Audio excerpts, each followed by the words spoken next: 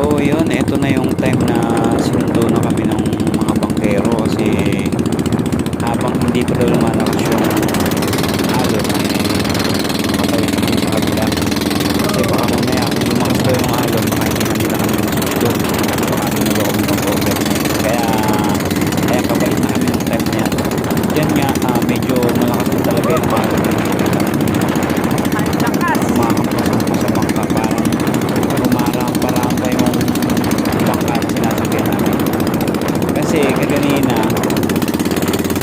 dalawa pa yung sumusundo sa amin. Ayun guys, so yung Batok Island, nakita mo yung white sa kanina dalawa pa yung sumusundo sa amin yung bangka. Ngayon isa na lang kasi yung isa nilang kasamahan na bahagi yung balancer, kaya ayun, isa na lang.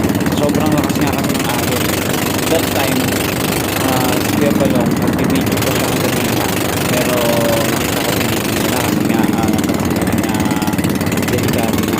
Akin tinitigil ko na rin yung pagkuha ng video kasi nga ayan, baka mamaya yung sa akin pang cellphone ng malaglag. Bye bye, bye bye Philippines talaga, iyak tawa pagka nalaglag sa ganyan sa mukha natin. So yun, masarap balikan ng Batok tapos may experience mo yung ganyang kalakas na alon, enjoy talaga. So yun lang.